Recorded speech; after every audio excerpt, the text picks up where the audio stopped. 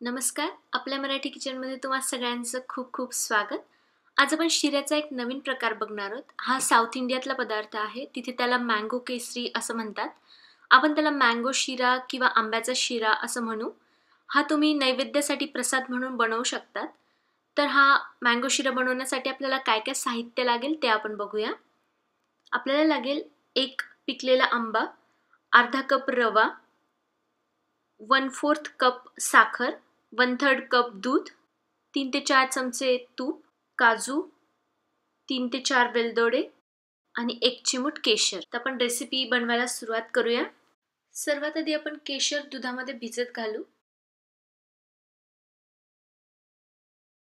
आधी आपण आंबा कापून घेऊ.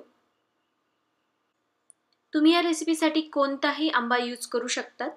फक्त तो पिकलेला पाहिजे आणि गोड असला पाहिजे. तुम्ही आंब्याऐवजी जो बाजारामध्ये मँगो प्युरी विकत मिळते ती वापरून सुद्धा ही रेसिपी बनवू शकता. तर आपला मँगो कापून झालाय. वेलदोडे पण आपण सोलून घेऊ. त्याच्यानंतर मिक्सरच्या भांड्यामध्ये सर्वात आधी कापलेला आंबा, त्याच्यामध्ये तुमच्या चवीनुसार तुम्ही साखर टाकू शकता. तुम्हाला किती गोड आवडतं त्याच्यानुसार तुम्ही साखर टाका. त्यात सोललेले वेलदोडे आणि आपण जे केशराचं दूध बनवलंय ते दूध. आता हे सगळं आपण छान बारीक वाटून घेणार आहोत. साखरेऐवजी तुम्ही ह्या रेसिपीमध्ये गुळाचा पण वापर करू शकता. ते जास्त हेल्दी ठरेल. किंवा तुम्ही बिना साखरेचाही हा शिरा बनवू शकता. आंबा जर खूप गोड असेल तर तुम्हाला साखरेची पण गरज पडणार नाही. आता आपली मँगोची प्युरी तयार झाली आहे. ती बाजूला काढून ठेवू. त्यानंतर एका कढईमध्ये 3 ते 4 चमचे तूप गरम करत ठेवा. काजू टाकून काजूला छान 1 मिनिट परतवून घेऊ.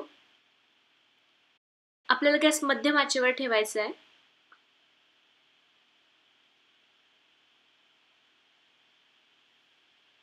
एक मिनिटानंतर तुम्ही बघू शकता काजूचा रंग बदलायला सुरुवात झाली आहे.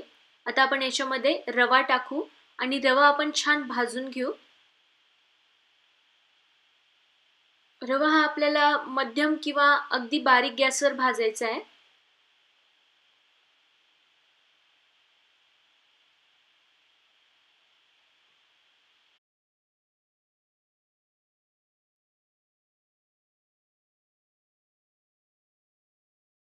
हा रवा मी छान 7 ते 8 मिनिटं भाजून घेतलाय. अगदी छान वास येतोय आणि तुम्ही बघू शकता त्याचा रंगही चेंज झालाय.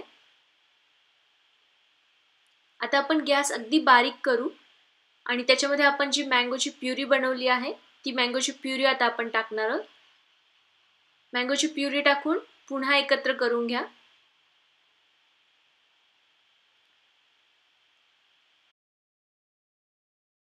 आता आपण त्याच्यामध्ये दूध टाकून पुन्हा सर्व मिश्रण एकजीव करून घेऊ.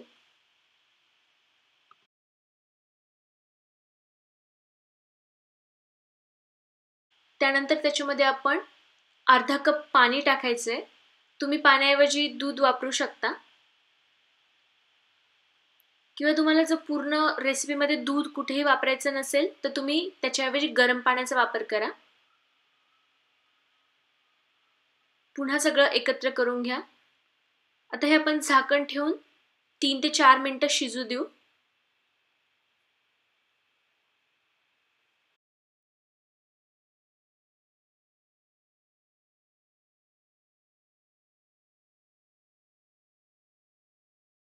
आता हा शिरा आपला खाण्यासाठी तयार झालाय.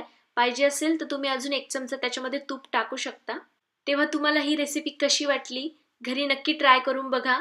तुमच्या प्रतिक्रिया आम्हाला कमेंट बॉक्समध्ये कमेंट करून कळवा आणि अशा नवनवीन रेसिपींसाठी आपल्या मराठी किचनला सबस्क्राईब करा. सबस्क्राईब बटनाच्या शेजारी जो बेल आयकॉन आहे त्यावरही क्लिक करा. म्हणजे रेसिपी अपलोड केल्या तुम्हाला अपडेट्स मिळतील. धन्यवाद.